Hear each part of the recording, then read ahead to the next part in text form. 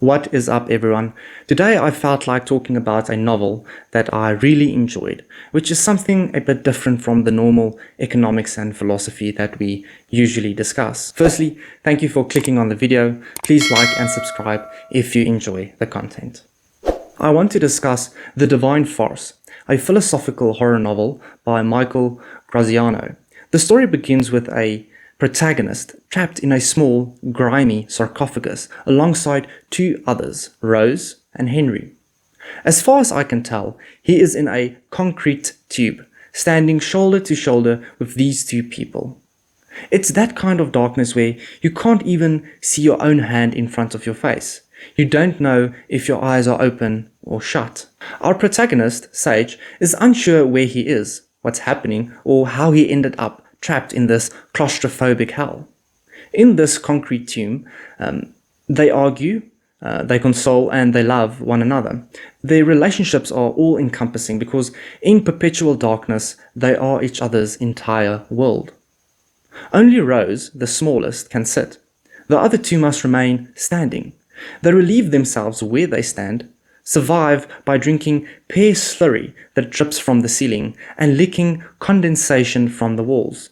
And yet, despite the filth and the suffering, they do not die. This immortality suggests to some that they are in hell, yet Sage occasionally wonders if they might be in heaven, a place where suffering is softened by intimacy. Earlier in the book, he reflects that a single person in isolation is certainly in hell. Two will inevitably create hell, but three allows for just enough complexity to prevent total psychological collapse. So maybe they are in heaven. For an indeterminate amount of time, they remain trapped. As they lose track of time, they don't know if they were in there for a few days or for a few years. As I read the story, one becomes quite claustrophobic. I really like the style in which the story is written, and this amplifies the sense of dread. So they remain trapped until one day, Sage, who has developed a habit of licking every inch of the chamber, discovers a weak point in the sealant. After much debate, they begin picking at it, widening the opening until at last they break through. Light floods in for the first time in what feels like eons. They are obviously startled by this and don't know what to do. Did they anger the gods? They were obviously so psychologically messed up at that point that anything could be possible. What lies beyond is an enormous labyrinthian cave system. Though it appears natural, there are artificial elements. Far above them, electrical lights glow, embedded in the cavern's ceiling. Countless other sarcophagi are built into the walls, some broken open. There are other people wandering aimlessly, but the cave's vastness makes it impossible to map. Still naked, still covered with their own filth, survival remains their primary struggle. So they set out to seek an exit, but they get caught up in a sea of people pushing and pulling, and so they get separated. His whole world falls apart because, remember, Henry and Rose was his whole world for so long. It's like losing the left hemisphere of your brain. Alone, Sage begins his journey through this strange underworld. Hunger gnaws at him, and he stumbles upon a mass of people frantically fighting over food. A steel trough filled with nearly inedible, flavorless, coin-sized biscuits. On the biscuits is a big capital H, and he wonders if this H stands for heaven or hell. The people have become feral, hoarding food, stuffing their mouths and bodies with it in a grotesque desperation. Many are catatonic, lost in their own neurosis. Disease does not seem to exist, yet filth is omnipresent. This world is unrelenting, but Sage, determined to survive, learns to optimize his existence. He calculates the exact number of biscuits he needs to maintain his strength.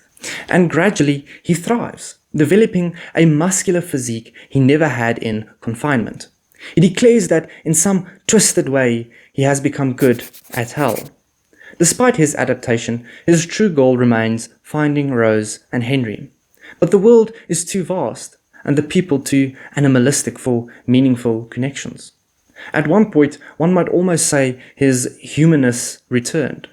He offered a woman a biscuit, briefly coaxing her into speaking, but the moment was fleeting. She disappeared into the crowd before he could help her any further. It makes me think of that one quote from Jean-Jacques Rousseau, where he says, "It's too difficult to think nobly when one only thinks of earning a living," or in Sage's case, when one only thinks of surviving.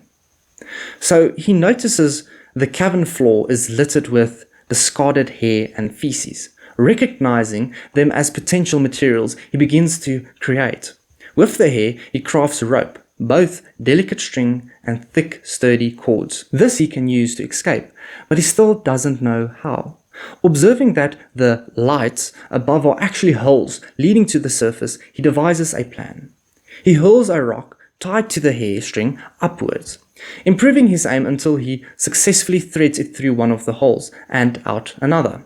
Slowly, he hauls his heavier rope up, secures it, and climbs. Upon reaching an opening, holding on tightly to his feces rope, he smashes it wider with a rock, breaking through to the outside world. Beyond the cavern lies a massive, desolate, concrete expanse. The pipes that bring the water and biscuits reach up to the heavens, where he can see no end to them. They probably lead to the people who put him there. Compared to the hordes below, survival here is effortless.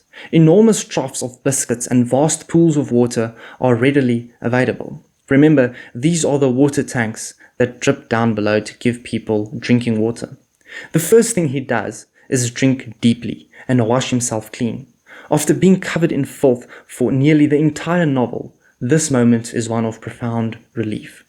He does seem to feel bad for washing himself in the other people's drinking water, but at that point, he couldn't really help himself. So there he was, better than ever, and yet something is missing.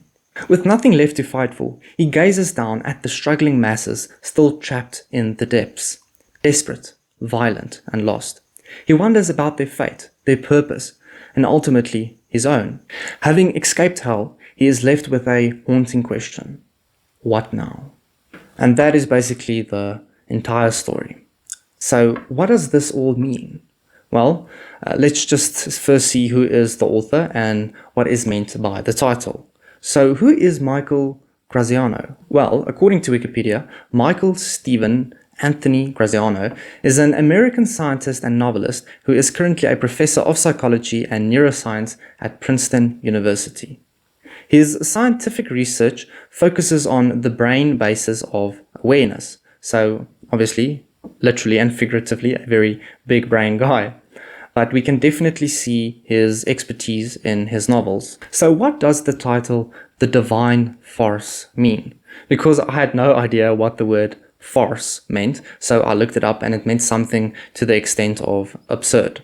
So the title, The Divine Farce, blends the sacred, the divine, with the absurd, farce, suggesting life is both meaningful and ridiculous. The novel explores whether existence is a grand design or just a cruel joke. And that's precisely what the book depicts, but also it leads us to the question of, is our own lives meaningful, or is it just a cruel joke? Are we moving from one terrible thing in search of meaning to another terrible thing? It reminds me of a quote, I can't remember who said this, but it's something to the extent of, we are born into this world, cold, crying, and scared, and then it just gets worse. The book also showcases how man can get used to almost anything. For example, there is a case study conducted on two groups of people. One who had just recently won the lottery, and another who had recently become paralyzed. Their happiness was then rated on a scale of, let's say, 1 to 10. The lottery people were obviously a 10, and the paralyzed people a 1. But then they retook the test a year later, and what they learned was that both groups' happiness had stabilized at a 5. What this shows is that man can get used to almost anything, and most of our lives, outside of the minute ebbs and flows, will be spent in normal levels of satisfaction. Sage finds himself working from one goal to the next, and in this state, it seems he is the most happiest. The moment he settles, that is when his anxiety steps in. Man always has to work towards something, even if this something is a feces-filled hair pit. The real hell is when one stagnates. Sage also keeps longing back towards the previous stages he was in. Although they were horrific, like the concrete tube, we tend to idealize events, and that is man, always searching for the next stage in life, always filled with angst, and always wondering if he is in heaven or in hell.